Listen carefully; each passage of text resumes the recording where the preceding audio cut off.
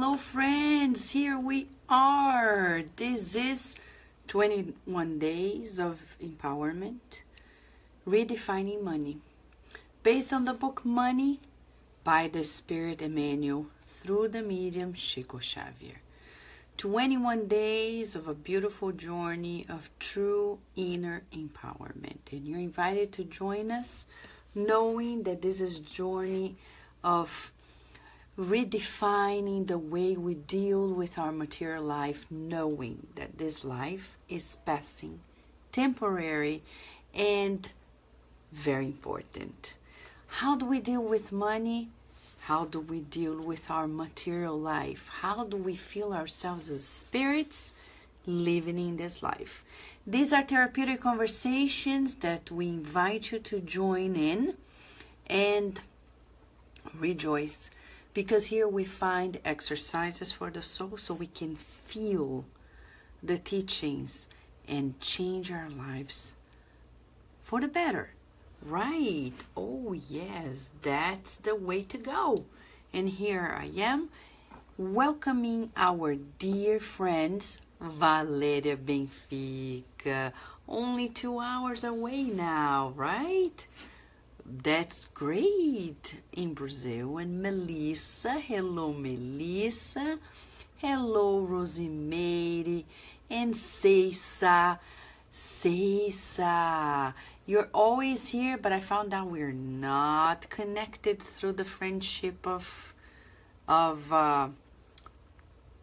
person to person. Vanessa and Ceisa, I would love to be your friend there. I'm gonna send your request. Hello Lea, and hello Rihanna, Lea Severo and Rihanna, and Sunshine. Hello Andrea and Margaret. Let me share with you in a few days, this Thursday, the 23rd, we're ending these studies of the book Money. Too much excitement. Hello, Daniel Castellani and Monica there. Rodrigo, welcome. But let me share with you what's going to happen next, because we already know. Talking to the spirit mentors who guided us, especially Mentor Joseph, who guided us in this pathway of this beautiful journey that has been lasting for almost, it's more than 90 days now. Several books. The next one's not going to be a book. Why? Because it's a project we've started throughout this journey of 90 days. Our dear Carlos was asked to, we asked him, according to the mentors, to help us translate cases, articles, chapters that were written by Humberto de Campos about Jesus passages, like the book Good News, but they are spread out in different books. And we already have more than 37 of those chapters translated into English and ready for you. Chapters of books in different books that were psychographed by Chico Xavier. The spirit author is Humberto de Campos, and those are unprecedented stories, true accounts, Jesus passages we've never heard before. It's not in the book Good News, it's not in the Bible, it's not anywhere. These are true revelations brought in by Humberto de Campos through Chico Xavier in books such as Pontos e Contos, not in English yet, and many others. There are so many names. So, what's going to happen?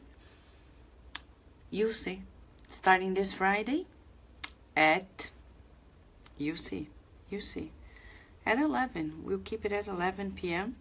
because it's the hour of the workers of the last hour. We're going to release right there. And we're going to read the chapters for you, and we're going to make comments. Because those are true accounts of Jesus. I think you're going to be delighted. And according to what Mentor Joseph said, at this very moment on the earth, all that we need is Jesus. And Jesus is love. So here comes the song. All you need is love. Love. All you need is love. We need love and Jesus. And He's the guide and model.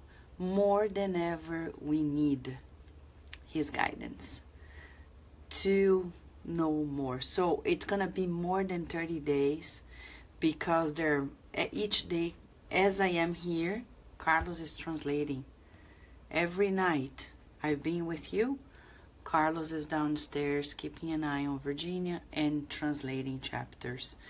And we have a team that is revising, so on and so forth. So we hope this will be published, the collection of these stories, in a single book. We'll see. Let's wait and see. We're not going to wait for them to be published to share them with you. We're going to share them with you, and then we're going to work out on the publication some way, through the bureaucracy that exists in that regard. Okay? Is that a good plan? Did you like it? Hope so, because I tell you, those cases are simply phenomenal.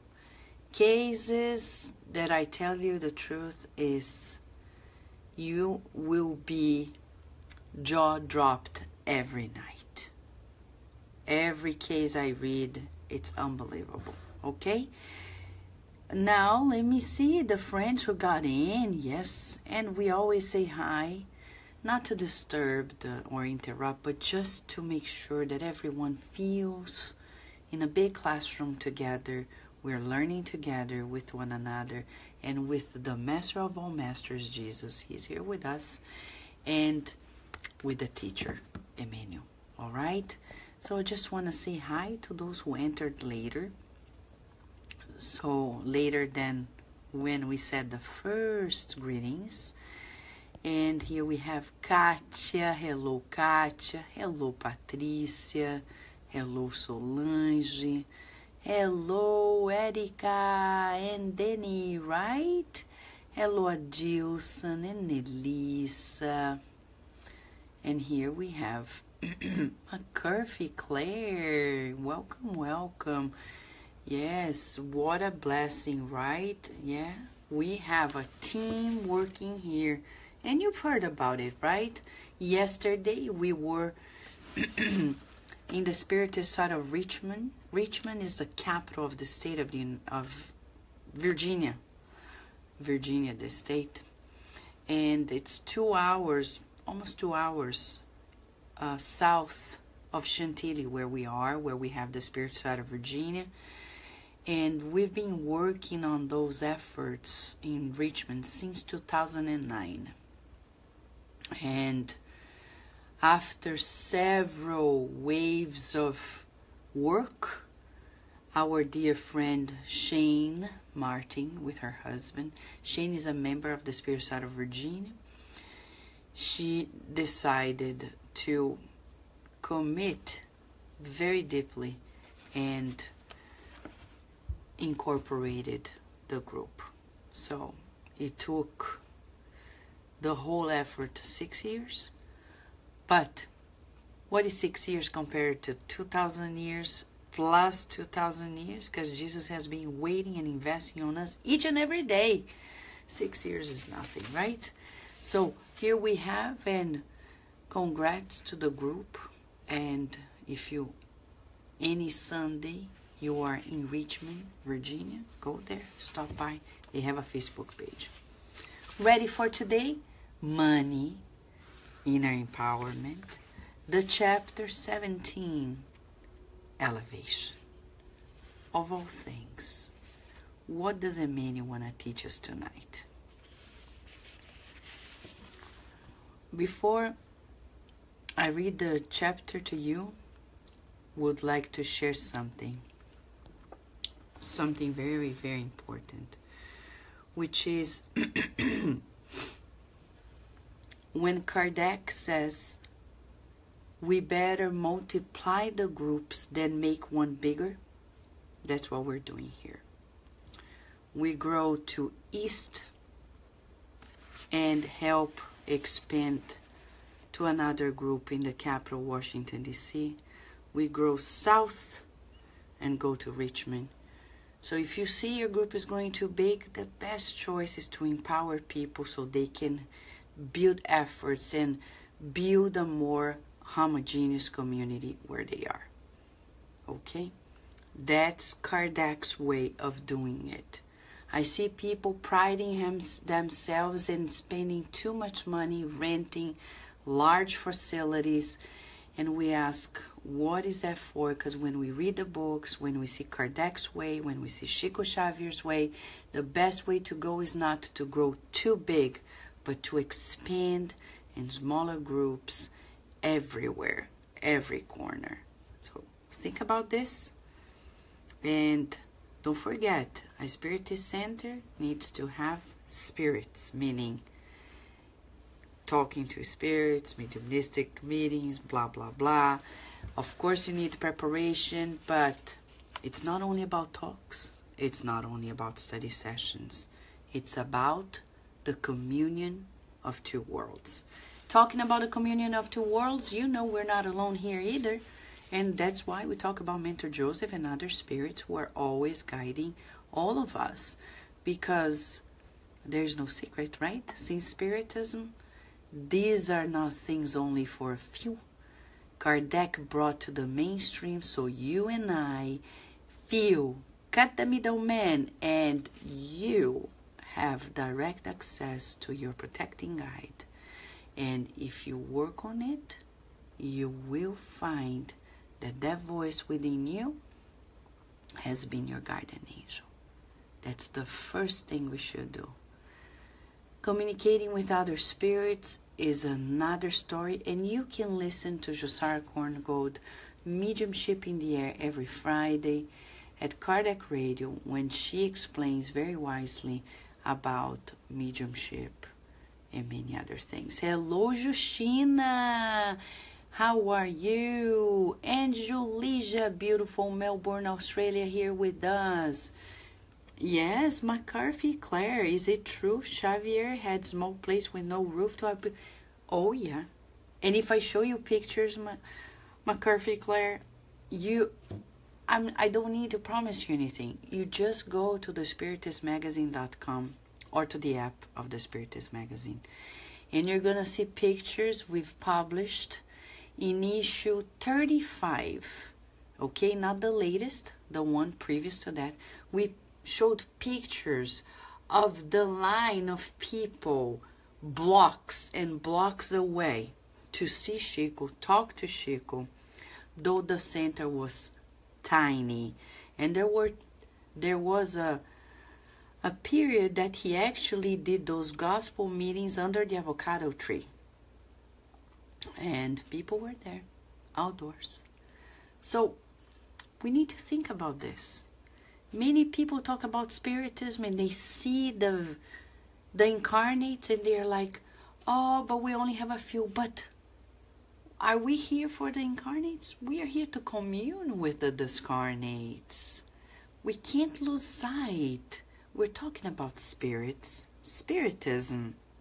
Without Spiritism, there's nothing. So there's just ism, but no spirits. So we better include the spirits and be open, not afraid, be prepared, and work on it. We need to expand that vision within before we actually observe the vision out of ourselves. Okay? Think about this. Daniel Castellani, Jussara's program is at 8 p.m. every Friday at Kardec Radio. Okay? Thank you for asking. Hello, Luciana and Tuani. Here we are. Elevation. Do not forget that there is elevation according to the criterion of human convention. And there is elevation according to the divine laws.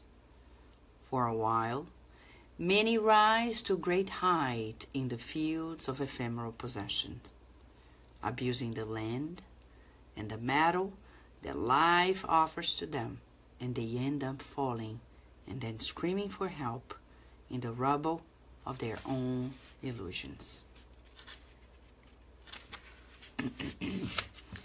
Many are exalted at the eminences of wide popularity, enjoying the value of great intelligence merely in order to worship their own vanity.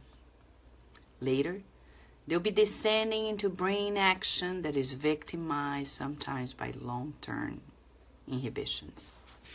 Many assume they are above others regarding their virtues. They are lured by the shadow that blinds their vision, deviating themselves in the false judgment of others and in the overestimation of themselves. However, they almost always suddenly fall into the arms of truth and recognize their own shortcomings. Remember that all resources and situations on your way are blessings from God, inviting you to work for all in the silence of the good. Nobody will rise to God when humiliating or disturbing within the miserable field of discord and cruelty, even if the Lord's name marks them and twinkles in their mouth. Cultivate love and humility with incessant service in need of all who surround you. Then the Lord will raise your spirit to the heights of life, since only infinite wisdom can determine the true elevation of someone with the light of immortality.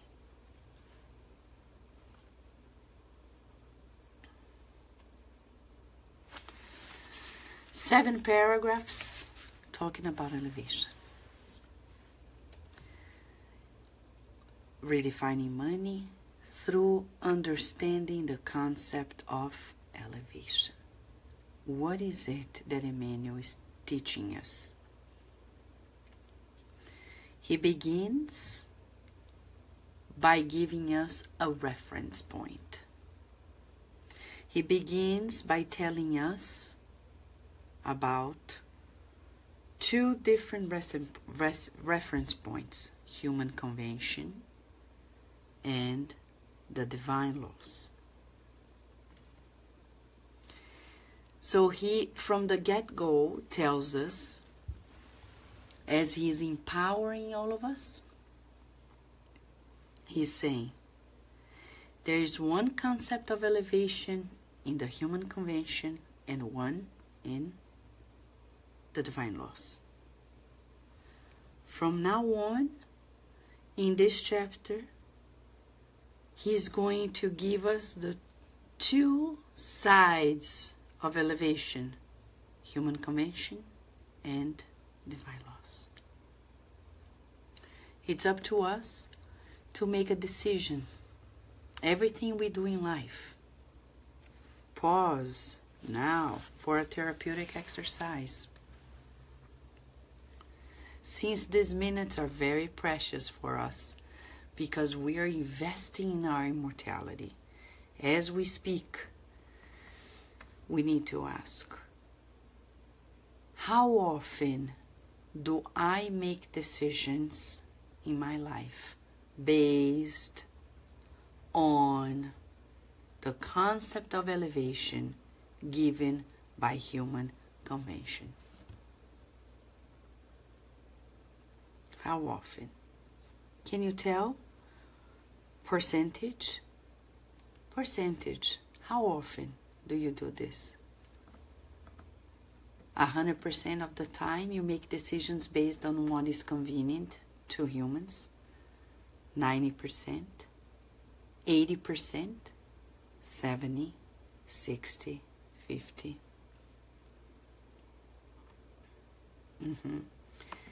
Human conventions is all about those criteria. Oh, I need, I'm doing this for this person because they are my family. Well, it's a convention, right? I need to help my family. But I don't do it from within. I do it externally. I go there and help, like people do. Go. Okay, here's what you need. People don't feel it. Or at work. I'm very nice and kind to people because I'm working with them. But the day I'm not working with them, I don't care. I don't even say hi.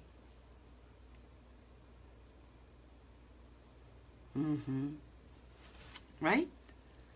Yes. Yes, so McCarthy is mentioning here. What about survival? Making choices, cause of survival. That's a good point, McCarthy. Because if we're talking about survival of the soul, then we're going to work on the convention of divine laws. But if we're concerned about this passing moment, we'll have consequences that may be long-lasting. So the problem here for us is very serious. For example,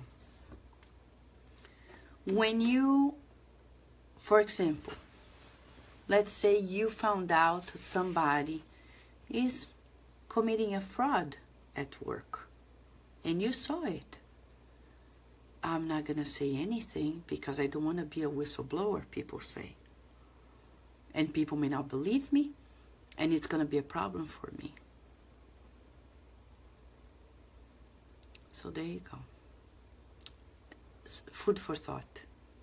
But also, it's about the gossip mill. Of all things, it's about the gossip mill. As André Luiz says in the book Nosso Lar and others, he repeats it. People rarely spend more than 5 minutes together and are able to keep a very elevated conversation. And soon after, we derail into gossiping, talking about he, she, and them. He, she, and them. Which means for us that at work, if we really want to be engaged with others for more than 5 minutes, be prepared because you'll be the gossip mill. Oh, but Vanessa, I need to because I need to know what's happening, what's going to happen, and I need to know. Okay, pay the price and reincarnate as many times as needed until we learn that that's not the way we're going to elevate ourselves. And then you go home and you can't sleep. Emmanuel breaks it down by saying, for a while, many rise to great height in the fields of ephemeral possession, abusing the land and the metal that life offers to them, and they end up falling and then screaming for help in the rubble of their own illusions. And this is so true. Everybody knows that power positions are passing. It's so funny how these illusions play a role in our lives. It's like we're walking in the desert and there is a mirage. But we believe it's the oasis. And we keep walking and walking and walking. When we get there, it's not there. Every single person who gets to a new position, let's talk about the position of a president. You know you're going to get in one day, and in 4 or maximum 8 years, you're going to get out. But the behavior of people is as if they are going to be there everlasting. Abusing. The wise ones know that is a temporary position, and soon we won't be there. And it's a good thing that we can't be there forever, not only for the people, but for ourselves. Because those positions are not real. They are what? Rehearsals. We are rehearsing how to use, rehearsing and learning while committed to fulfilling our duties.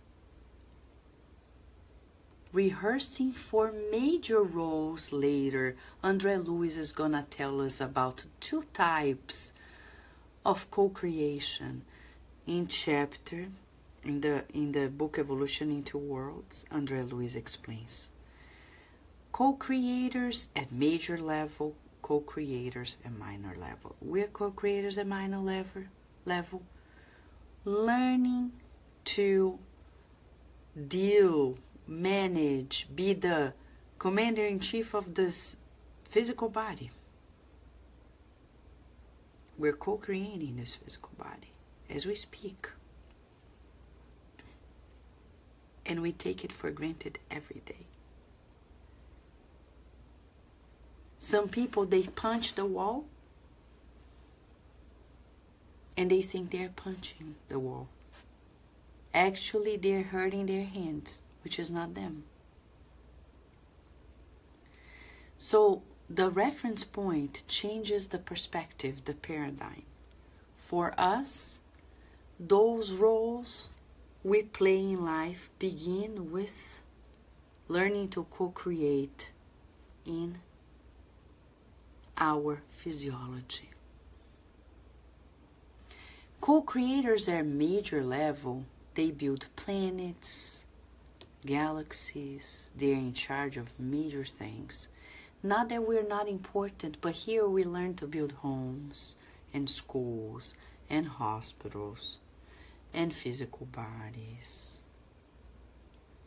But at major levels, there's so much more. You see how our elevation changes when we go to take a look at the divine laws? Anything we do in life, we become more grounded. It's less likely we're going to be eluded, even as parents. Because the power of parents over their children usually excite the mind of many parents who don't know how to deal with that authority, and they become abusive. But we can't forget that these children are not ours. They are temporary concessions. We're tutors of our children. We need to exercise this look at them and see, you are first and foremost a brother and sister of mine, and I am temporarily in this role to facilitate your life. Not facilitate so you live a good life, materially speaking, but facilitate so you fulfill the will of God here. You know, there is a short prayer with Virginia, and we make sure we pray it every day when she eats any meal, a snack, a meal, anything. We say in Portuguese. I'm going to say in Portuguese and then in English. Obrigada, Deus, por esse alimento, que Ele possa me fazer forte, para eu cumprir a sua vontade na terra, que assim seja. Thank you, God, for this food. May it make me strong, so I can fulfill your will on the earth. So be it. We need to pay attention to the minimal details and observe that we're not here to abuse any of these resources. Because if I do, he's saying, I will end up falling and screaming for help in the rubble of my own illusions. Friends, you and I know we've been there, done that many times, many lives. You're tired, right? Me too. Not tonight, but inside of us, we don't want to go there again. I don't want to make that mistake. Do you? No, you don't. So what do we do to actually make it right once and for all? Let's keep reading Emmanuel. He's going to give us tips. Many are exalted by the eminences of their wide popularity, enjoying the value of great intelligence, merely in order to worship their own vanity. Later, they'll be descending into brain inaction in long-term inhibitions. Let's not forget that what we do is affecting our spiritual body. Because we are spirits that vibrate, enveloped by the spiritual body that we call perispirit. That perispirit, when we are incarnated, is connected to the physical body, molecule by molecule. Whatever we do from the physical body's perspective is reflecting also into, as vibrations, into the perispirit, creating lesions or creating health. If I excite too much of my vanity, I may come with inhibitions. Can I give you an example of when we super excite our egos, our vanity? Have you watched the movie Florence? Florence, the opera singer. It's a true story. Watch it. It's already, I've heard it's in Redbox and elsewhere. When you watch it, you're going to see the absurd of someone who is next to her, and to protect her, to cultivate her own vanity, because that's the human convention. We think it's beautiful to say, you're the best, you're great, bravo. No, no, no, it's not. If we really love somebody, we're going to turn their best to God, say, you did great because you're a child of God. God, like Jesus said to Peter, now Peter, you were a spokesperson of the angels. Not you, them, God. Always acknowledging, but knowing we're instruments. We're instruments. We're serving God. God's greatness is flowing through us, but not overexciting that vanity in our children. No, no, no. Not even in ourselves. But go watch the movie Florence and you'll be quite surprised, probably, I think, to see how much this cultivation of the vanity can be very detrimental to the person. And that's because the movie doesn't show us what actually happens to her in the afterlife. Right, Rihanna?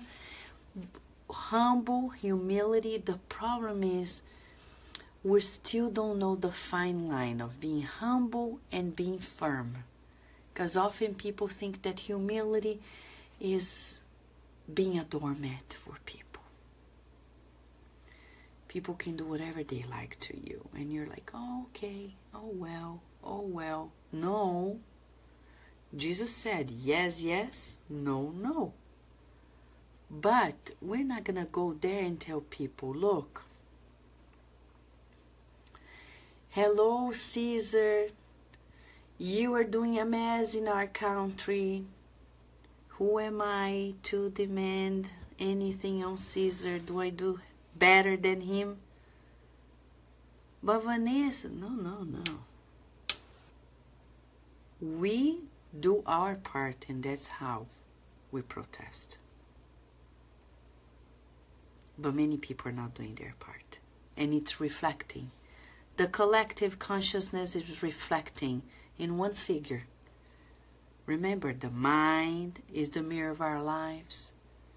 What is happening nowadays is a mirror of what we collectively have been thinking, not only lately, but for lives to come.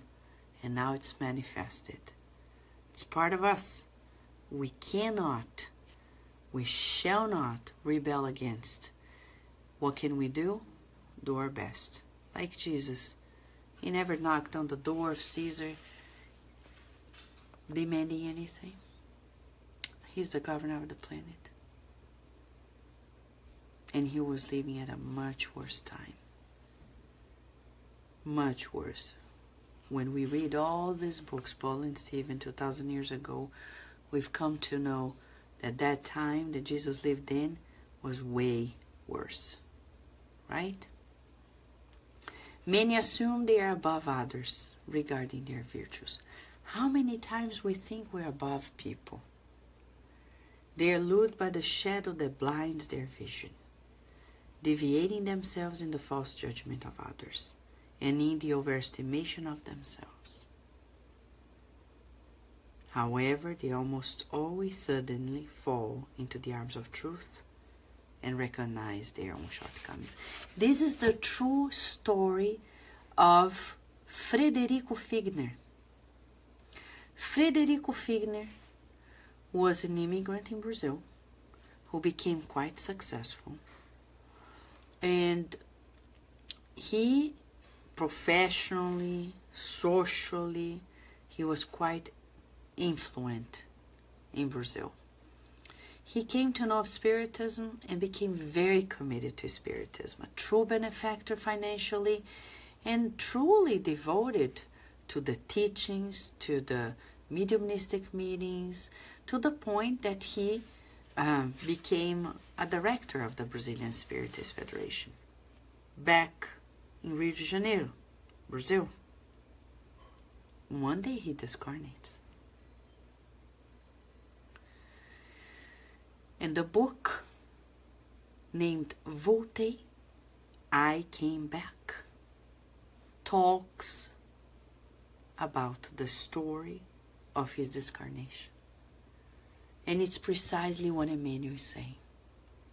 Through Chico Xavier, Frederico Figner came back as Brother Jacob. He got a pseudonym, Brother Jacob, to tell the story of his passing, his funeral, the viewing, the funeral, and everything that happened thereafter. And it's precisely what Emmanuel is describing. He thought he was very virtuous, and he comes to this question in the afterlife. Where's my light? I see the light of everybody around me. He meets Dr. Bezerra de Menezes, who is there helping him, and many other friends who are Spiritists too. They all have their light shining, and he realizes his light's not there. Why? That is a book that we are yet to bring in English and to share with you too. Let's wait and see, shall we? God shall provide.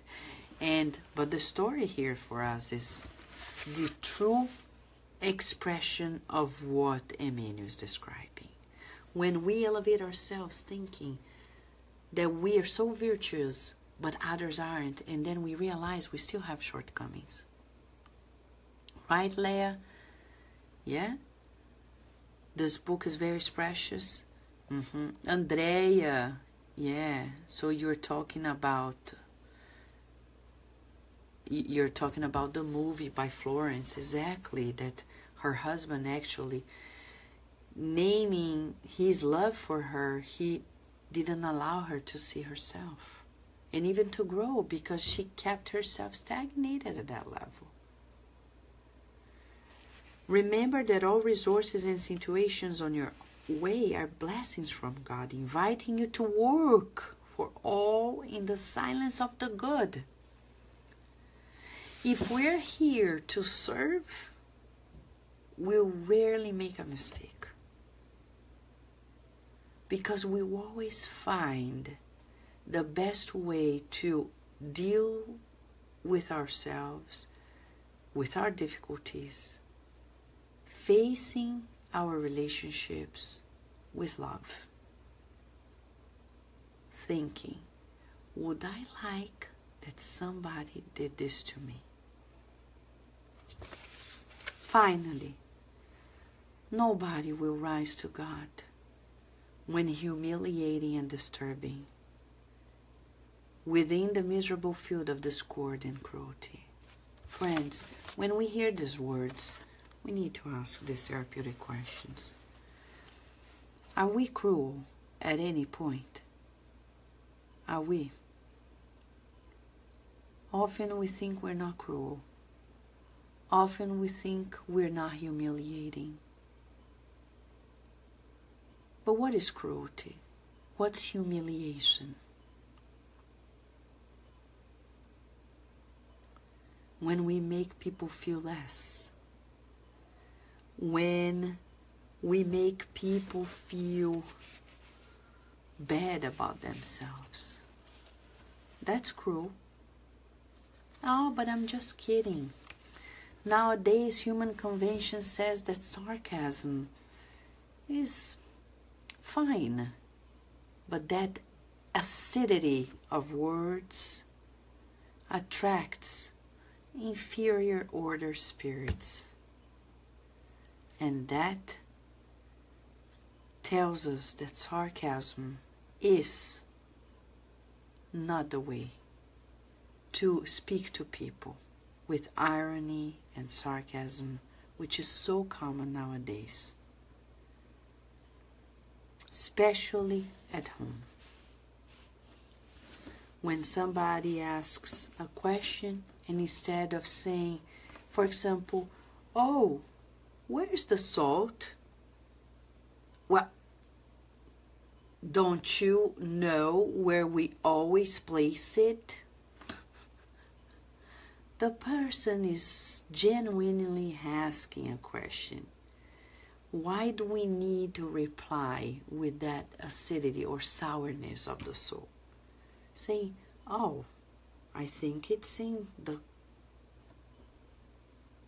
the table or on the counter, isn't it? Kindly.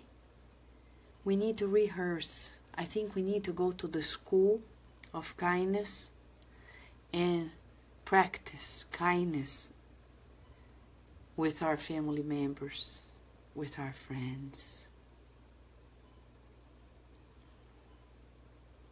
Because that's where problems begin. Finally, Emmanuel says, cultivate love and humility with incessant service in aid of all who surround you. You see? Humility and love. I'm not above. A child comes and asks us, oh, I want to do this. Can I help you? And like, no. Like, it's a fair question from the child. So only infinite wisdom can determine the true elevation of someone with the light of immortality. I'm going to leave you here with reflections on how we can be more humble and more loving. And I will attend to Virginia. Many blessings, and until tomorrow, my friends.